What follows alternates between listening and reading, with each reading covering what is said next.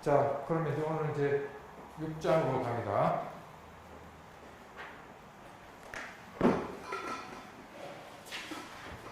숙제는 요거 아시죠? 요거 적용하는 거.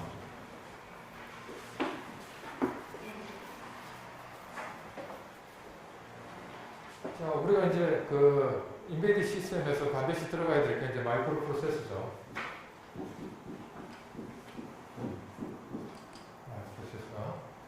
근데 우리가 지금 그 인베디드 시스템에서 사용하는 마이크로 프로세서보다는 마이크로 컨트롤러를 더 많이 사용해요.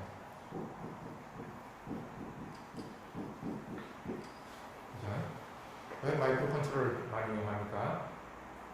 마이크로 프로세서는 CPU밖에 없는 거죠. 이게 마이크로 프로세서가 CPU잖아요. 그죠? CPU가 되니까 마이크로 컨트롤러라는 뭡니까?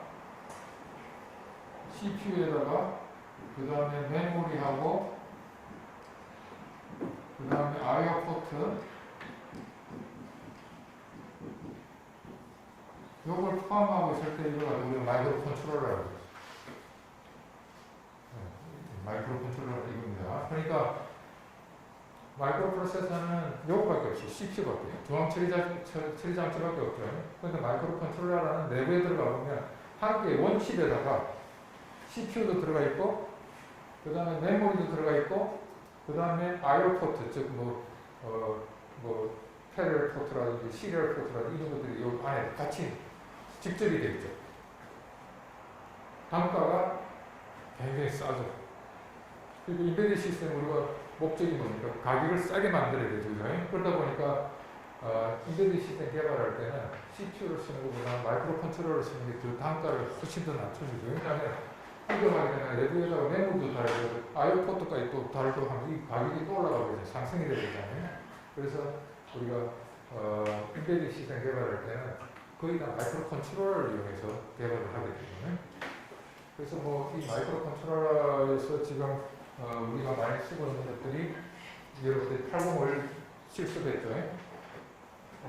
801 같은 거, 그 다음에 뭐 AVR10이라는 그런 픽 프로세서라든지 뭐 이런 것들을 갖다가 이런 것들이 다 뭡니까? 이런 형태로 마이크로 컨트롤러 형태로 보통 나와야죠. 이 801도 마이크로 컨트롤러 입장이잖아요. 그래서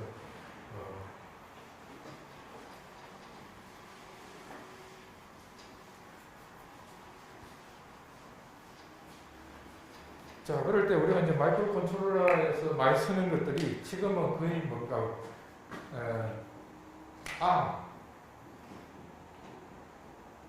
이게 지금 나중에 얘기하겠지만 세 가지가 있어요. A 시리즈, 그 다음에 R 시리즈, 그 다음에 M 시리즈.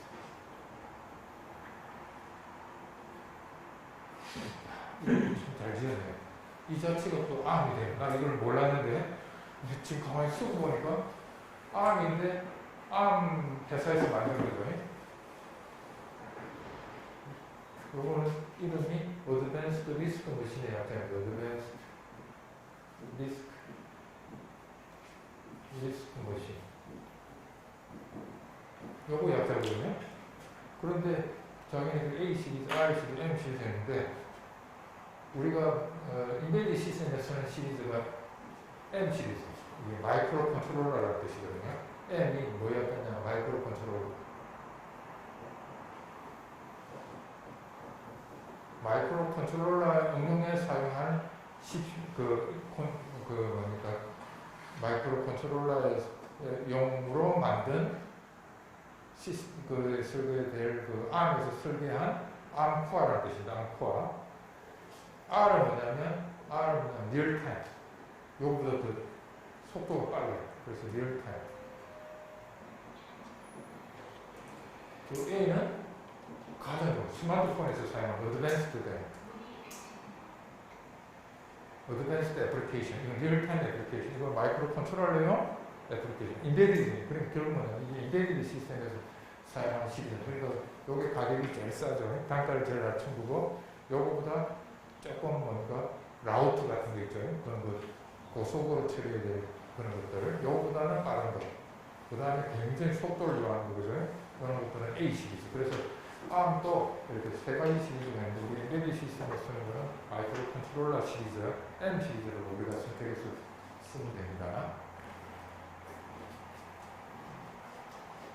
자, 여기서 보면 원래는 ARM이 아니었어요. 원래는 영국의 무슨 대학, 캠브리지 대학 유명하죠. 거기 창업회사인데 창업회사 이름을 에이컨이라고 했어요.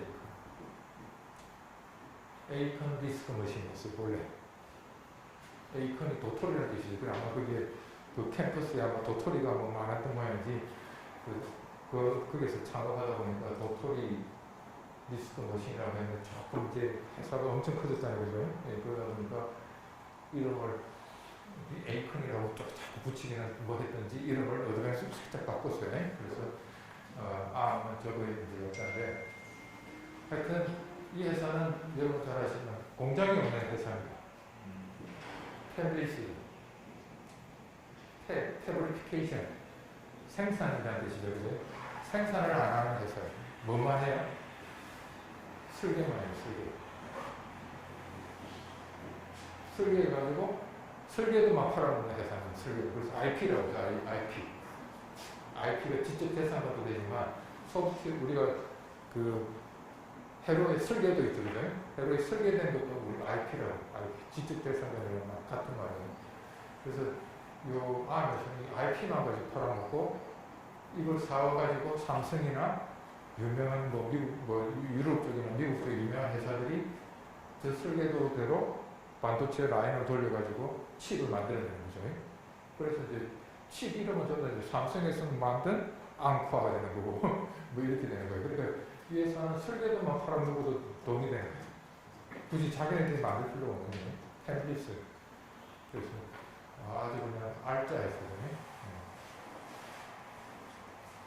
지금 이제 주인이 바뀌려고 하고 있잖아요. 지금 원래는 저 뭡니까 일본에도 우리 그 제일 교포가 사가지고 뭐가 잘 안 되는지 지금 투자한 게 잘 안 되니까 아마 이걸 팔아서라도 뭘 적자를 메꾸려고 하는 것 같아요. 네, 우리나라 사람이 참 좋은데 왜 우리나라 제일 약한 게 뭐예요? CPU가 제일 약하죠. 우리가 이거 CPU를 제일 좋은 거는 이제 뭡니까? 그 중국이나 인도처럼 사가지고 기술만 다 빼오고 그렇게 하면 좋은데 우리는 그렇게 그런 나쁜 짓은 잘 몰랐죠. 자, 여기서 이제 리스크란 말이 자주 나오는데요. 요거의 반대 개념이 뭡니까? 리스크의 반대가? 요거는 최근에 나온 컴퓨터 구조고, 그전에는 시스코죠. 네, 시스코는 컴플렉스 인스트럭션 셋 컴퓨터. 리스크는 reduced instruction set computer. 그래서 처음에 우리가 컴퓨터 만들 때는 시스코 구조로 이제 만들었거든요. 805 같은 거.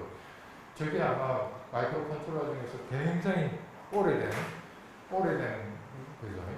ARM 나오기 이전에 훨씬 이전에 인텔에서 만든 거죠. 자, 그래서 다 그것들은 시스코 구조입니다. 시스코. 명령어가 복잡하게 돼요. 명령어가 복잡하다는 것은 그냥 명령어 수가 많다는 뜻이에요. 명령어 수가 콤플렉스하게 됐다는 것은 명령어 수가 굉장히 많은 구조로 되어 있는 거고, 리스크는 그냥 명령어가 뭐가 기준이냐면, 리스크에서 중요한 건 뭐냐면, 명령어가 가장 많이 사용되는 명령어가 뭡니까?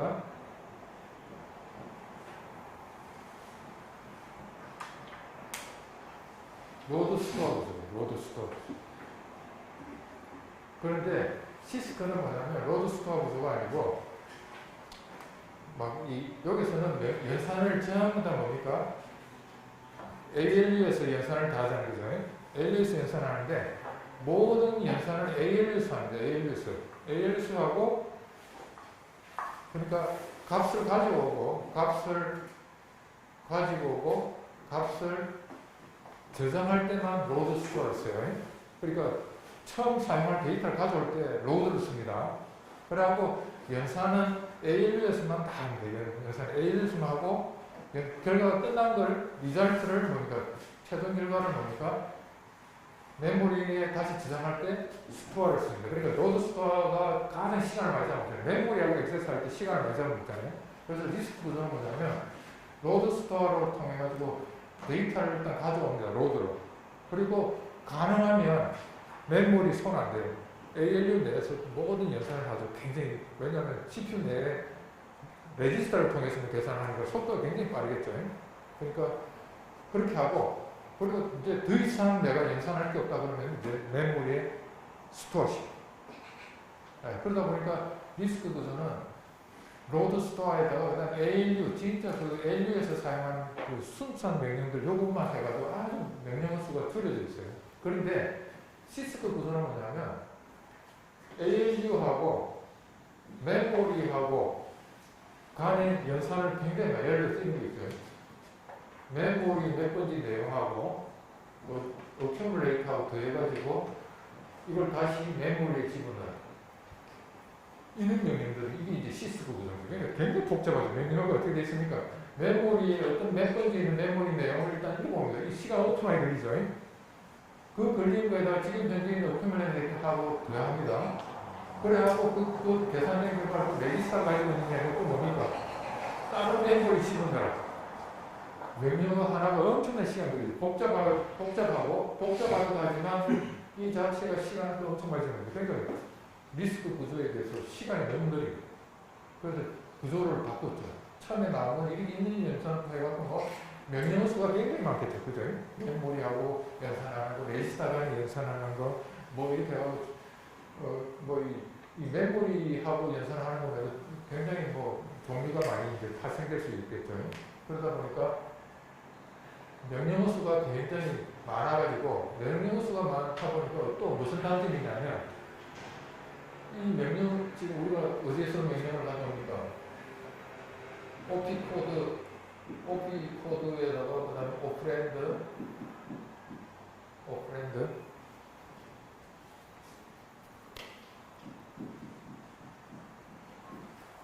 요걸 갖다가 누가 불러와요? 메모리에 명령어가 포함되어 있잖아요. 그죠? 이 명령어를 갖다가 CPU가 읽어옵니다. 그죠? 읽어와서 이 명령이 뭔지를 해석해야 돼요. 명령어 수가 예를 들어서 여기서는 한 기껏해가 한 50개밖에 안 되는 여기 보통 시스코 구조에서는 100개 이상이에요. 뭐 그럴 좀 150개 있고.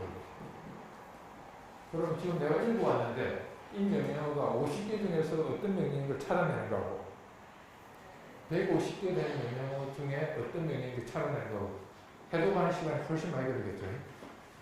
그 다음에 또 이 해독하는 게 뭐냐면 우리가 컨트롤 유닛에서 우리가 블록이 CPU 내 컨트롤 유닛이 있죠.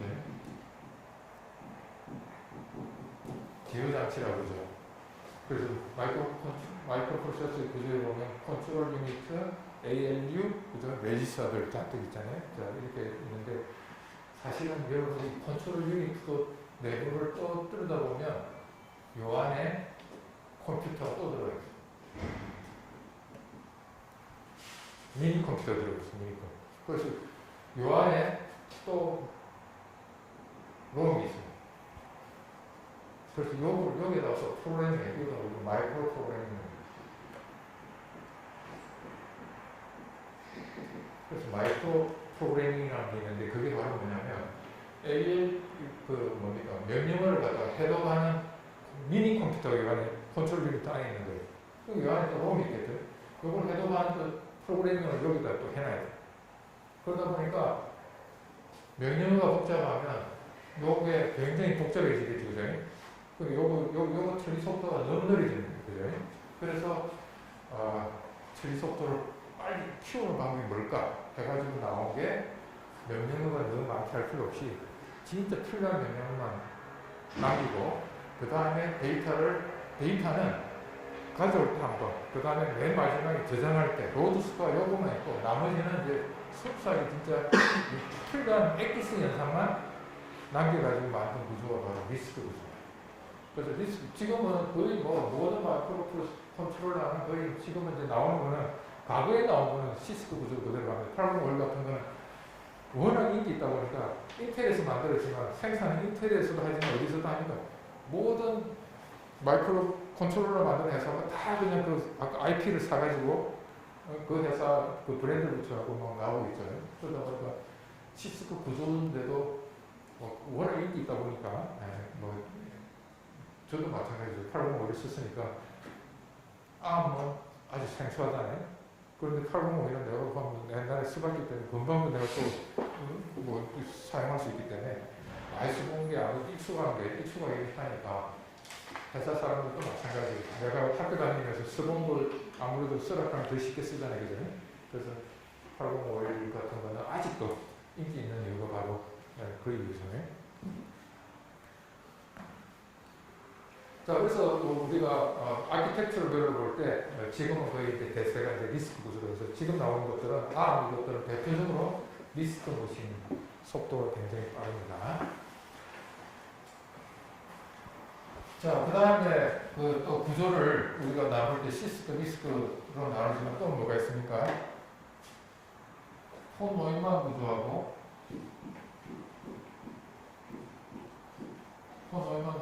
또 뭡니까? 하바드 아키텍처. 네, 이렇게 또 구조로 나눌 때 두 가지로 나눠요. 지금 나오는 건 다 또 뭡니까? 뒤에 나오는 게 하바드 구조를 쓰고 있죠. 이거는 뭐예요? 폰 노이만 구조, 하바드 구조, 뭐가 다른 거죠?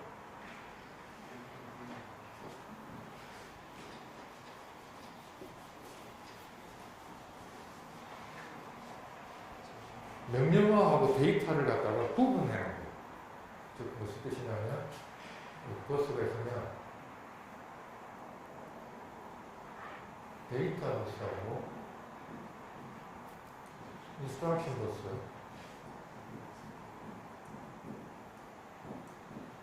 그리고,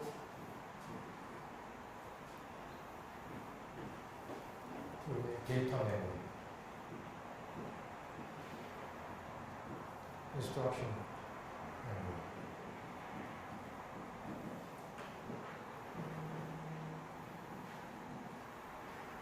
폰 노이만 구조는 어떻게 되냐면, 과거에 있던 폰 노이만은 아까 내가 그림도 그렸지만, 여기에 OP 코드가 있고, 그 다음에 이걸 처리할 데이터가 오프랜드 들어가요. 이렇게 하나의 메모리에 OP 코드, 그 다음에 처리할 데이터가 뒤에 따라서 나오죠. 그런데 요거는 뭡니까? 그 다음에 또 다른 명령, OP 코드, 오프랜드, OP 코드, 오프랜드, 이런 식으로 한 개의 한 개의 명령에 데이터도 들어가 있고, 처리할 명령어도 들어가요. 그죠? 이렇게 되어 있는 구조가 우리가 폰 노이만 구조죠. 옛날에. 자, 그게 말해서 하바드 구조는 뭐냐면 데이터만 들어가요. 오프랜드만 쫙 들어가요. 오프랜드만. 그럼 데이터만 들어가 있고, 그 다음에 명령어는 요 인스트럭션 메모리에 따로 저장해놨어요. 이럴 때는 어떤 장점이 있습니까? 자, 요 OP 코드가 여기 있고, 오프랜드가 여기 있으니까, 그죠? 이 OP 코드를 가지고 읽으면서 이거 처리할 오프랜드를 갖다가 같이 읽을 수 있죠, 그죠? 버스가 두 개 있으면 안에 병렬로 되어 있으니까. 그래서 이렇게 되면 우리가 처리할 명령을 읽으면서 그 처리할 대상의 데이터도 같이 읽을 수 있도록 이렇게 두 세트의 버스를 갖다가 운영을 하는 게 바로 하바드 버스예요. 그래서 이렇게 하면 이제 단점은 있죠. 하드웨어 그만큼 복잡해지죠. 하드웨어 복잡해지는 그만큼 더 빠른 속도로 처리할 수 있는 이제 장점이 있죠. 그래서 지금 이것들은 옛날에는 이 하바드 구조는 옛날에는 DSP 칩이라고 들어보셨어요? 신호 처리 전용 프로세서가 있어요. 디지털 시그널 프로세서. 신호 처리를 위해서 신호 처리할 때 컨볼루션을 많이 하시거든요. 컨볼루션 하는 연산이 굉장히 시간 걸리거든요. 그래서 이 DSP는 이 특화된 회사, 모토로라 아니면 TI사입니다. 이 회사가 굉장히 대표적으로 유명한 회사인데 굉장히 고속에 처리를 하는 특수 프로세서라고 생각하시면 돼요. 이 DSP에서만 이 하버드 구조를 우리가 설계가 됐거든요. 그래서 하버드 구조이기 때문에 그냥 우리 보통의 인텔에서 나온 그 포노이만 구조보다는 훨씬 속도가 빨랐죠. 그래서 이제 고속에 처리할 때 우리가 이제 시그널 프로세싱 할 때는 요기 좀 가격이 비싸도 요걸 이제 썼거든요. 근데 지금 ARM 있는 데서 다 뭡니까 이제 리스크 구조로 갖고 ARM에서는 리스크 구조를 쓰고 그 다음에 뭡니까 데이터로서 인스톨로서 분리시켜요. 버스가 따로 두 세트가 준비되어 있죠. 그 다음 픽이나 우리 뭐 AVR 칩 이런 것들도 지금은 거의 다 리스크 구조에다가 하버드 구조를 거의 다 쓰고 있죠. 그만큼 속도가 빠르게 하기 위해서.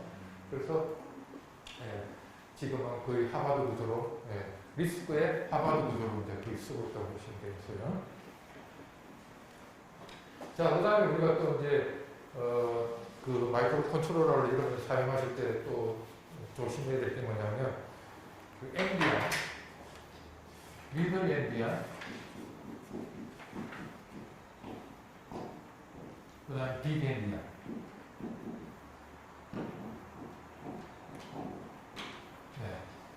이 구조가 두 개로 그 모토로라 계열이 이쪽이고 인텔 계열이 이쪽이에요.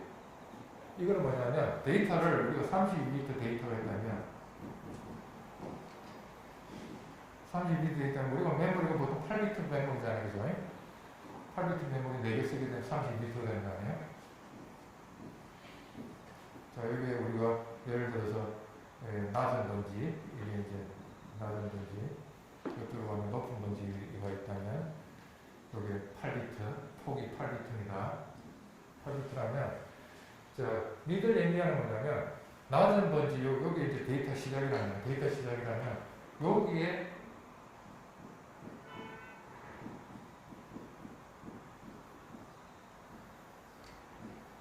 이렇게 4바이트 가지고 32비트를 만들자는 거죠. 자, 그럴 때, 낮은 번지에 LS 낮은 오다 바이트가 여기 들어가요. 그리고 여기에 높은 오다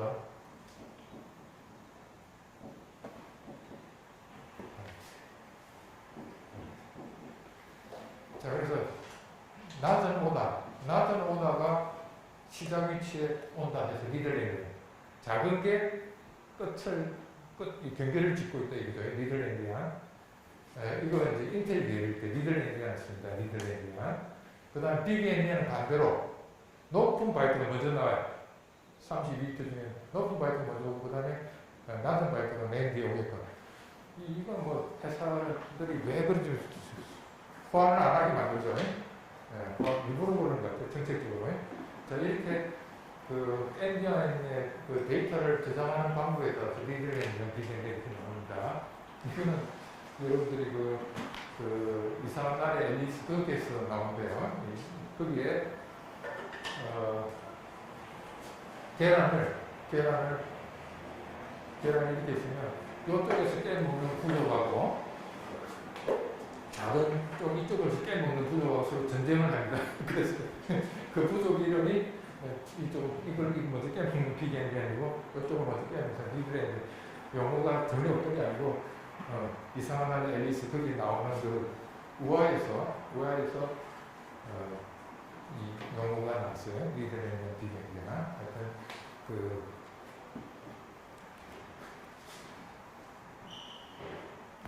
대충 오늘 여기까지 구조에